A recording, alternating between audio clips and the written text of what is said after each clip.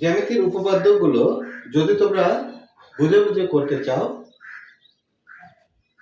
তাহলে তোমাদেরকে যে কাজ করতে হবে সেটা হলো যে যারা নবম দশম শ্রেণীতে পড়ো তারা কি করবে, তোমাদের ষষ্ঠ অধ্যায়ে দেখবে যেগুলো তোমরা ক্লাস 8 পর্যন্ত শিখে আসছো, যেইগুলোকে তোমাদের ষষ্ঠ অধ্যায়ের কেবল শর্ট করে যেটা সাধারণ নির্বাচন আমরা বলি অর্থাৎ প্রশ্ন আকারে দিয়ে রেখেছে 1 থেকে 16 পর্যন্ত উপপাদ্য।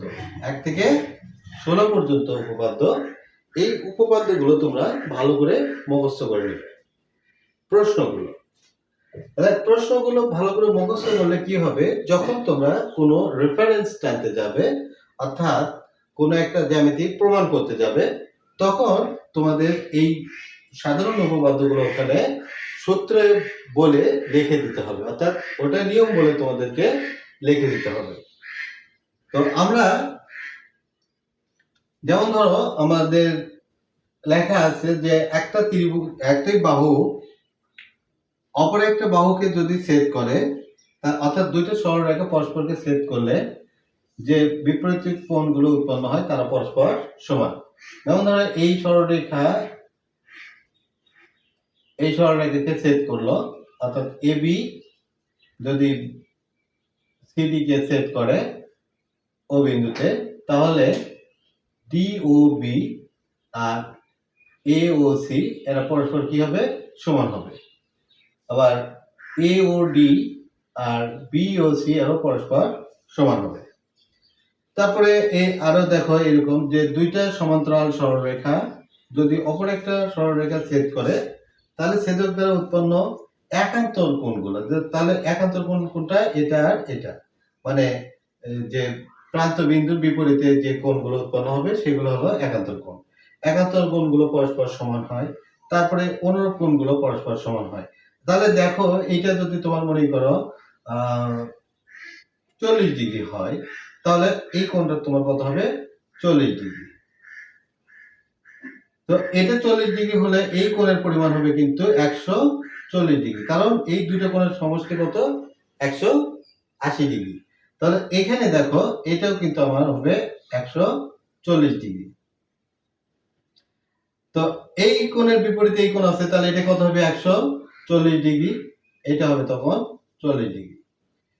তো এইভাবে আমাদেরকে আরো অন্যান্য সাধারণ উপপাদ্যগুলো মনে রাখতে হবে। যেমন আমরা কি জানি যে দুইটা তোমাদের চারটে এখানে উপপাদ্য আছে, 6, 9, 10 আর হলো 11, যেখানে বলা আছে যে একটা ত্রিভুজের 3টি বাহু অপর একটা ত্রিভুজের 3টি বাহু যদি পরস্পর সমান হয় তাহলে ত্রিভুজের কি হবে, সর্বসম।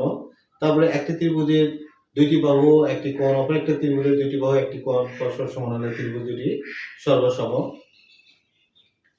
তাহলে একটা ত্রিভুজের 3টি বাহু অপর একটা ত্রিভুজের 3টি বাহু যদি পরস্পর সমান হয়, ধরো এই বাহু সমান এই বাহু, এই বাহু সমান এই বাহু, এই বাহু সমান এই বাহু যদি হয় তাহলে এই দুটো ত্রিভুজকে আমরা কি বলবো, সর্বসম। আবার বলছি একটা ত্রিভুজের 2টি বাহু একটি কোণ অপর একটা ত্রিভুজের 2টি বাহু এবং একটি কোণ যদি পরস্পর সমান হয় তাহলে ত্রিভুজ দুটি কি হবে, সর্বসম। অর্থাৎ ধরো 2টি বাহু এবং একটি কোণ, এই বাহু আর এই বাহু, এই বাহু আর এই বাহু, এই কোণ আর এই কোণ সমান, সুতরাং ত্রিভুজ দুটি সর্বসম হবে। তারপরে কি বলছে যে একটা ত্রিভুজের অতিভুজের সমকোণী ত্রিভুজের অতিভুজ যে কোনো একটা বাহু যদি সমান হয়, অতিভুজ এবং যে কোনো একটা বাহু যদি পরস্পর সমান হয় তাহলে ত্রিভুজ দুটি কি হবে, সর্বসম। তারপরে ধরো এই বাহু আর এই বাহু সমান, এই বাহু আর এই বাহু এই বাহু আর এই বাহু সমান, তাহলে ত্রিভুজ দুটি কি হবে, সর্বসম। তারপরে কি বলা আছে যে একটা ত্রিভুজের 2টি কোণ ও একটি বাহু, একটা ত্রিভুজের 2টি কোণ ও একটি বাহু, ধরো এই একটা ত্রিভুজ, এই কোণ আর এই কোণ এরকম সমান নিলাম আমরা, এই কোণ আর এই কোণ সমান, এই বাহু আর এই বাহু সমান, তাহলে ত্রিভুজ দুটি কি হবে, সর্বসম।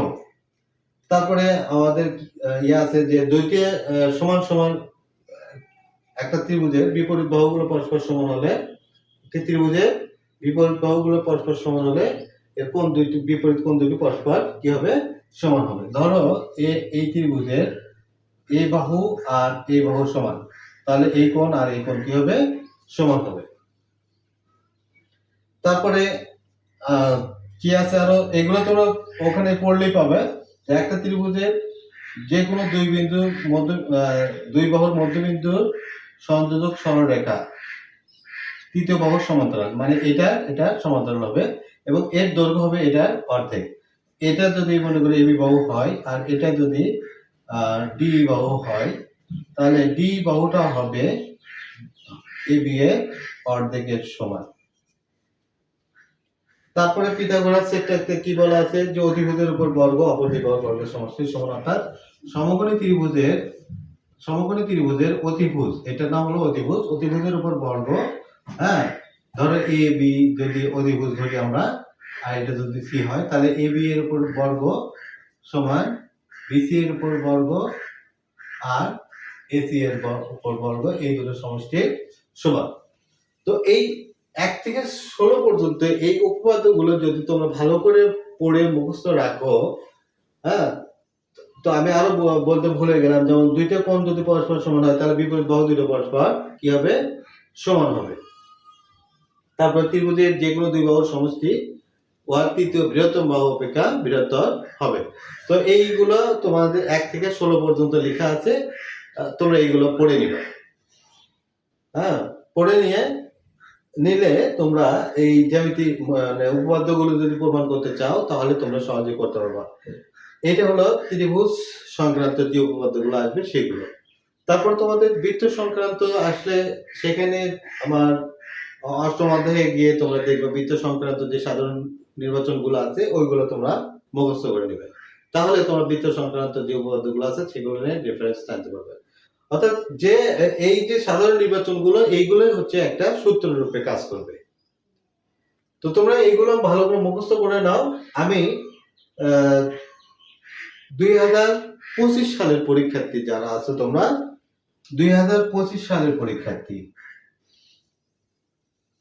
আমি 2025 সালের পরীক্ষার্থীদের টার্গেট রেখে জ্যামিতির সাজেশন মূলক হিসেবে কয়েকটি ভিডিও আমি আপলোড করে দিব যদি তোমাদের কোনো কাজে আসে।